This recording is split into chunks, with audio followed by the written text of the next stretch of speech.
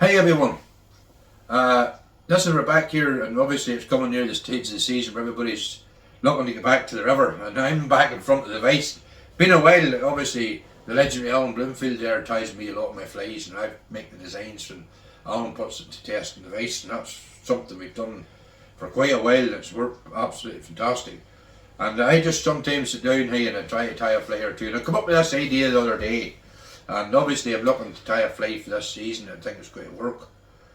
So the fly, over the years, everybody's their own tastes in fly colours, and particularly when they're going to use them.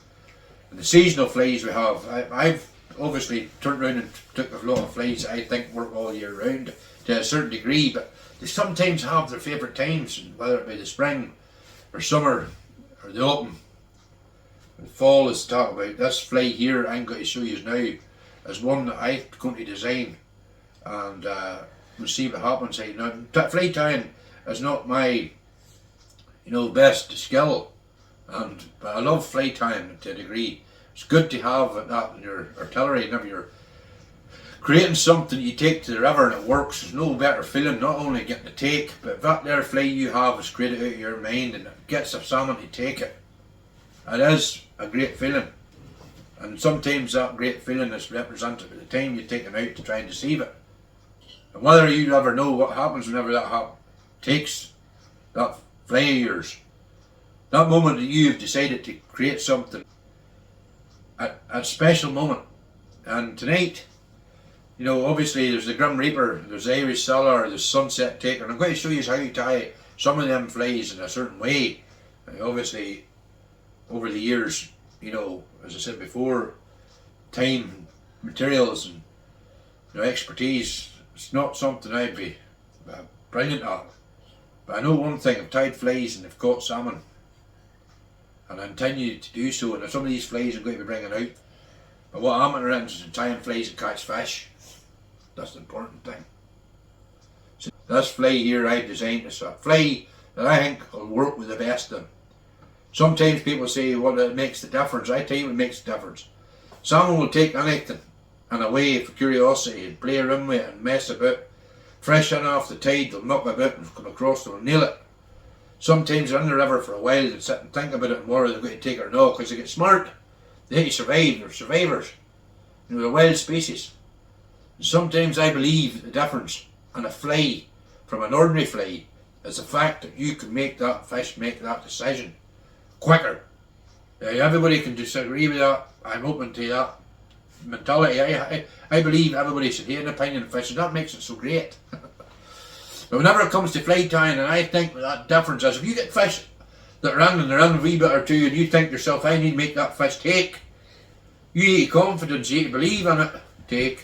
And then obviously you have to turn around and say to yourself, I need something that makes that fish make that decision or aggression. That gives you an edge than just throwing a fly out. Because that, over years of experience and time, can put pieces of jigsaw together that says that might work better in a certain time. Because of how it reacts, because of the length of time fish is under water, clarity or whatever. That doesn't matter. What matters is that you believe what you have going to work. And then after that, the different three pieces will fit. So here we go. So everybody is asking themselves the question, well, there's the Game Changer, right? We'll show you that later on in the year. And then there's obviously the Grim Reaper, the Irish Sailor, the Orange Reaper, the Sunset Taker, the Angel Fly, and they mentioned Jet Predator. But this one here is a stab in the dark. It's the first time this fly has been tied. And it's a prototype. And obviously this fly has got to have a name. And the name of this fly is going to be called The Tail Ender.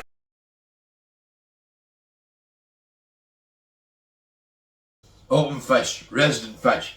And that's where things get difficult. You need to make them react at certain times. Whenever that fly hits the water, that's going to work. So let's start off. Now, obviously, I'm taking basic materials here. So I'm going to start off with what I think will make the difference. Now, I'm going to start off this fly now. Not perfect camera setup or whatever. Going to do the best I can. And obviously, you can work from. I give you the bright ideas of what the fly should be being. Trying the fly, the idea, it's going to work. I know it'll work. But it's just a question of how you look at things in fly tying. As soon as we never forgotten, we have to keep fly tying alive. And obviously to do that there I have to promote the flies and catch fish. And in salmon fishing, hey, lots of people, lots of different ideas. I'm just going to try a fly here. I think it's going to work for an all-rounder. Let's see what happens. Starting off, hey, I'm going to do my two favourite colours for a tail. Now, obviously, you can put in a tag. So, what I'm going to do is I'm going to start off here. Let's get in the tag. Right, so, obviously, I'm going to tie the tag in. Now, how you tie your tags in or what you do is entirely up to yourself. It's just the principle of this fly. Right, so the tag I'm using is holographic gold.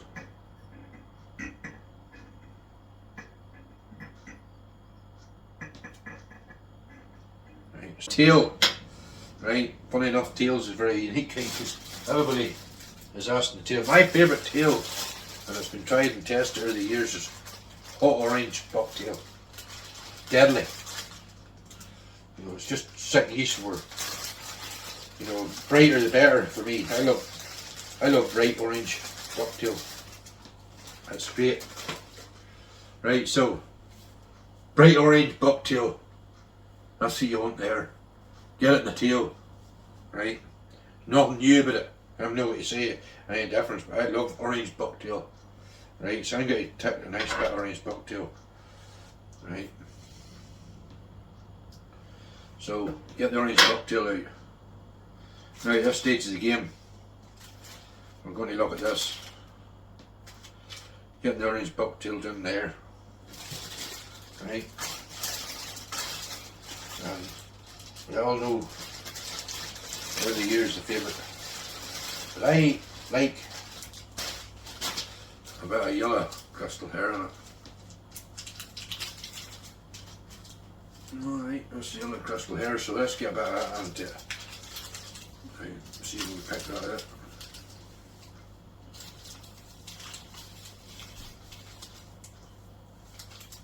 Right.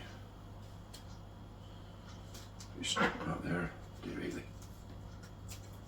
Right. Right. But I'm going to show you what I think it's going to work. So that cut away there. Right, now, first part body. It's about a long shot this one because everybody looks at what they think is in the body. But I particularly like this here for spring. This optic green. Used in Irish cellar, you know, works deadly, good for cold water whenever it's really cold. So I'm going to mix this up here, so I'm going to get this optic green on. Right.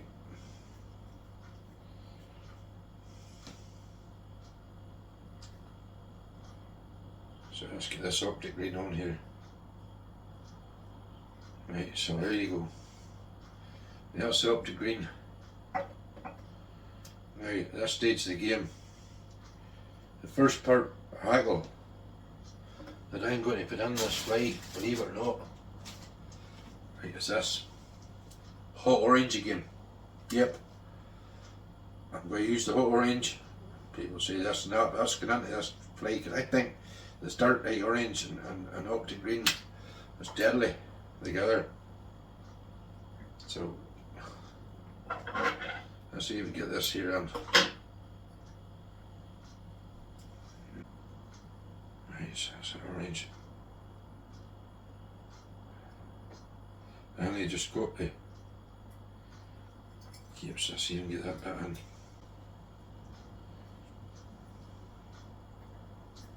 Now here, the Grim Reaper, wee bit of red flash bright. This will do the best here. Stick that in there, it's not too much.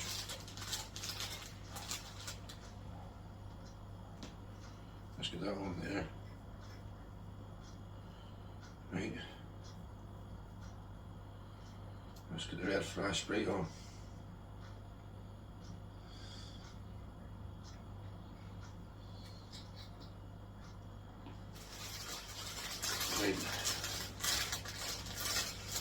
Right, so the wing now we're going to use here is Arctic folks. Hot orange again. Right. Let's give that a really hot orange Arctic folks. Grab them boys' attention.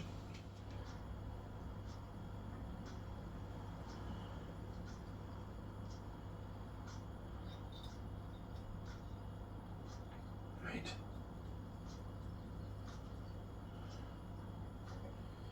There he is. We got there. Next thing we need is the gold ripple flash. Or the wing. Nearly forgot that. Right, we need a front haggle. Now obviously that front haggle will be this. Red. Yep. Let's see what happens.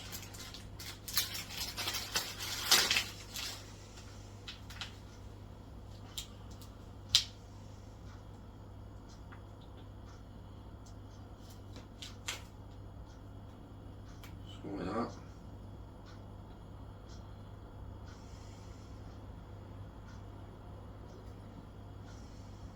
Right, so the red hackle in the front. Let's get the red hackle in. So here we go. This is red. And it goes like that.